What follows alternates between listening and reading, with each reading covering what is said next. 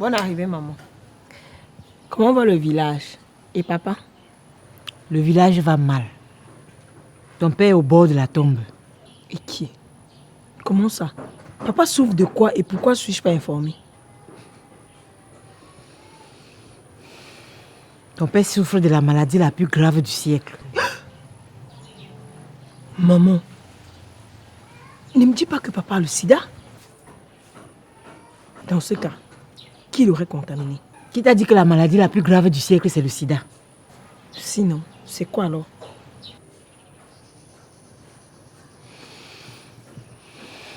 Ton père souffre des violents maux de poche, du foirage, du nguémé. Choisis ta part dedans.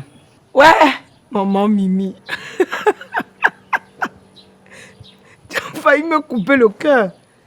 Maman, il y a les choses avec lesquelles on ne blague pas. Ah bon?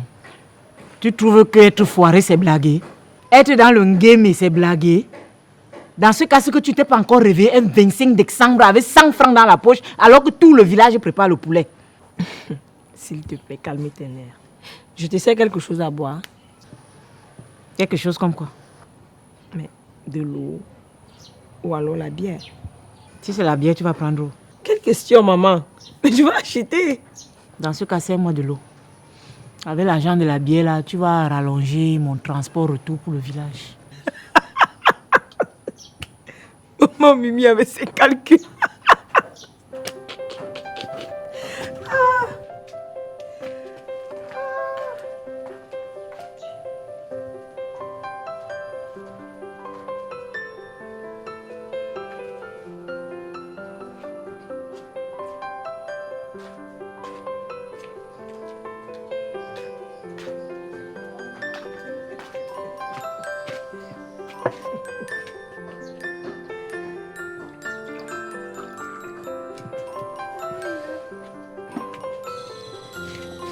Si c'est pas toi qui m'avais élevé, j'aurais dit que tu n'es pas ma mère. Approche-toi ici, on va causer.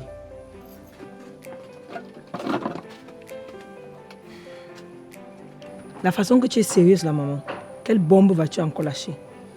Depuis combien de temps tu vis avec ton type? Mon type? 5 ans. Et quelle est ta situation maritale à ce jour? Mais je suis en couple. Quelle question, maman? En couple?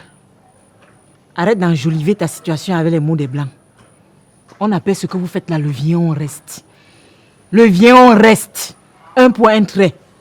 Admettons que c'est du viens on reste. Ça fait quoi, maman? C'est pas toujours le mariage? Le viens on reste n'est pas le mariage et ne sera jamais le mariage. C'est le viens on reste. C'est quoi alors? Celui qui pratique le viens on reste n'est pas différent de cet enfant qui va à l'école sans payer sa pension. À tout moment, le responsable de l'établissement peut mettre fin à sa vie scolaire. Pour dire quoi, maman? Pour dire qu'après toi, on retourne au village. Et tu ne rentreras ici que quand ton type aura payé ta dot. Tu n'es pas sérieuse là, maman. Et si je refuse de te suivre? N'essaye même pas. Dans ce cas, tu comprendras pourquoi ta petite soeur m'appelle souvent Maman Tarzan. Je vais te traîner même par les cheveux s'il le faut jusqu'au village. Dans tous les cas, maman, moi je ne bouge pas d'ici sans le retour de Franck. Ok, moi-même je l'attends. J'ai 2 ou 3 mois à lui dire. Tu peux vaquer à tes occupations, hein. Ne t'occupe pas de moi. Je suis bien là où je suis.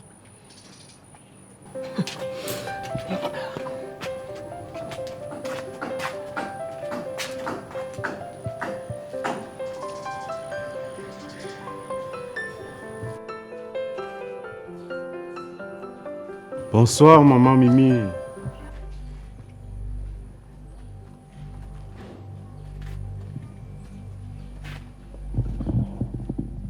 Tu ne nous as pas prévenu de ton arrivée. Parce que maintenant, je vais porter le tambour pour annoncer mon arrivée chez ma fille. C'est toujours la modernité, là. Excuse-moi, maman. Je n'ai pas voulu te vexer. J'espère que tu es bien installée. Bien installé que je suis venu en paix. Ah, donc tu es encore venu avec des problèmes. J'espère que le tour-ci, je ne suis pas au centre. Si C'est même toi le problème. Je repars d'ici avec ma fille.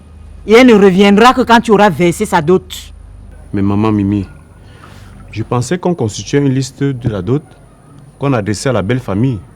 Et jusqu'ici, à ce que je sache, nous n'avons encore rien reçu. Parce que vous n'avez jamais rien demandé. Oui, mon ami. Vous n'avez jamais rien demandé. C'est pour ça que vous n'avez jamais rien reçu. Donc là où je suis là, je repars avec ma fille. À moins que... Bon, comme je suis déjà là,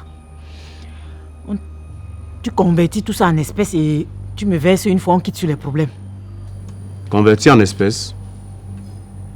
Et on parle dans les combien à peu près? Disons environ 5 millions. 5 millions de quoi? De francs CFA. N'exagère pas, maman. Où est-ce qu'on va trouver 5 millions pour te donner? Ferme ta bouche. C'est avec ton mari que je cause. Ah, maintenant c'est mon mari. Ce n'est plus mon type. Parce qu'il s'agit d'argent. Mais une chose m'intrigue, belle-mère. Depuis quand une femme réclame la dot de sa fille alors que son mari était encore en vie? Mon beau-père sait que tu es là. Et même s'il ne le sait pas, ce n'est pas ma fille. Je ne l'ai pas portée pendant 9 mois. Je ne réclame que ce qui me revient de droit. Et si je refuse de payer? Ok. Dans ce cas, je retourne au village avec ma fille et je la marie à quelqu'un d'autre. Dans ce cas, vous pouvez partir. Je retiens juste mes 2 enfants. Maman, ne compte pas sur moi pour te suivre dans ton délire. Ah, parce que maintenant je délie. Ta mère délie. Fille ingrate. Tu es même incapable de me soutenir devant ton fumeur d'état que tu appelles mari là. Maman, je te permets pas. Je te permets pas d'insulter mon mari sur son propre toit. Dans tous les cas, mon mari n'est pas un fumeur de drogue. Il n'est pas un fumeur d'état, qu'il est quoi? Tu as vu ses cheveux? Regarde la coiffure d'un homme responsable. Je te rappelle que s'il y a un rafle ici, la première personne qu'on va mettre dans le camion, c'est lui. Maman, s'il fume le tas, c'est que toi aussi tu fumes l'autre. Regarde ta tête, c'est différent de la sienne. Hé maman, regarde la coiffure avec laquelle tu es sortie du village. Je ne sais même pas si papa a vu ça. De sur quoi tu marches sans foulard, une femme mariée. Après tu vas venir demander 5 millions. Tu demandes 5 millions à un fumeur d'état. Hein? Tu penses que si on avait les 5 millions là dans notre compte, on serait encore en location? On aurait acheté même 1 mètre carré dans un marécage, plié même en tôle et s'est caché à l'intérieur avec nos enfants. Tout ça pour éviter de suer à grosses gouttes quand on sent la fin du mois s'approcher. Maman, redescends sur terre parce que tu n'auras rien. C'est ce qu'on va voir. Je vais voir comment je vais repartir d'ici sans argent.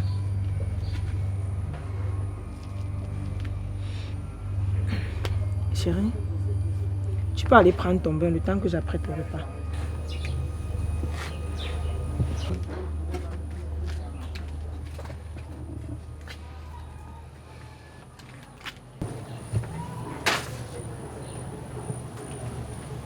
Maman, tout à l'heure tu as refusé de nous rejoindre à table.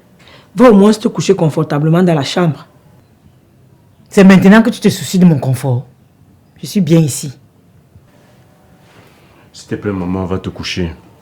On va gérer tout le reste demain avant mon départ. Allons nous coucher, chérie. Tu sais très bien que quand ta mère a une idée derrière la tête, personne ne peut la convaincre du contraire. Bonne nuit, maman Mimi.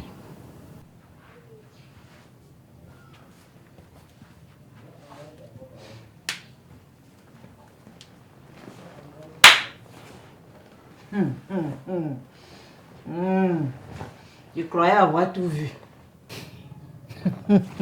Hey. Donc le bon monsieur me laisse lui assise dans son salon. Il prend ma fille qui n'a même pas encore doté. Il entre dans sa chambre pour faire le lovey-lovey toute la nuit jusqu'à ce qu'il me souhaite bonne nuit.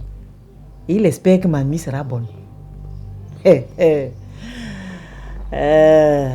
Tu ne connais pas encore ma capacité de nuisance. Dormez, je vois. Dormez.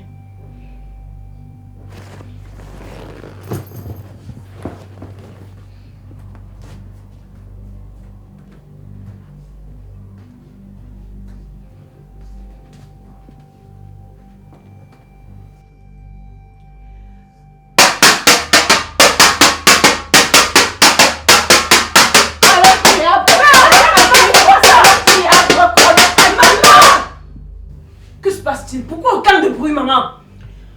Comment on peut dormir avec tout ce bruit? Donc vous voulez me laisser dans votre salon? Allez vous coucher tranquillement dans votre chambre. La dot. Je veux l'argent de la dot de ma fille. Il n'y a pas. Il n'y a pas. Donc vous voulez aller vous coucher dans votre chambre et m'abandonner dans votre salon. Abi? Ok. Maman! Maman, qu'est-ce que tu me veux? Tu réveilles tout le quartier. C'est quoi ton problème avec l'argent? Je veux la dot. Maman, Ma chérie, c'est quoi faire? maman, maman, ne fais pas ce que je vais sortir. Je ne vais pas pouvoir marcher en route à cause de tes bruits, à cause de tes choses inventées, maman. La dot. La dot. Maman, si c'est la dot que tu veux, va ramener ton mari. C'est ce que tu dis. Dormez alors, je vois. Dormez. Dormez, je vois. Oui, on reste. Mais c'est du trop.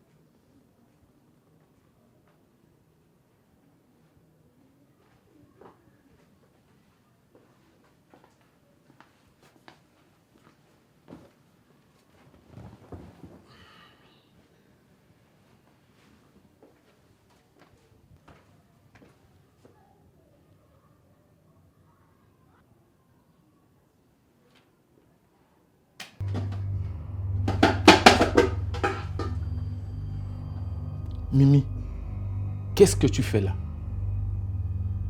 Donc tu as abandonné tes travaux champêtres pour venir s'aimer le désordre dans le foyer de ta fille? À qui la faute? À qui la faute si j'ai un mari assez mou pour ne pas réclamer ses droits? Qu'est-ce qui te revient de droit? La dot? Et même s'il faut qu'on la paye, est-ce que c'est à toi? Au lieu d'aider ces enfants à bâtir leur avenir, tu te permets plutôt de venir leur demander un argent que tu n'as jamais pu travailler dans ta vie. Dis-moi, est-ce que tu peux écrire en toutes lettres 5 millions sans parler de compter? Tu m'avais envoyé à l'école. Lève-toi, on s'en va. Je dis lève-toi, on s'en va.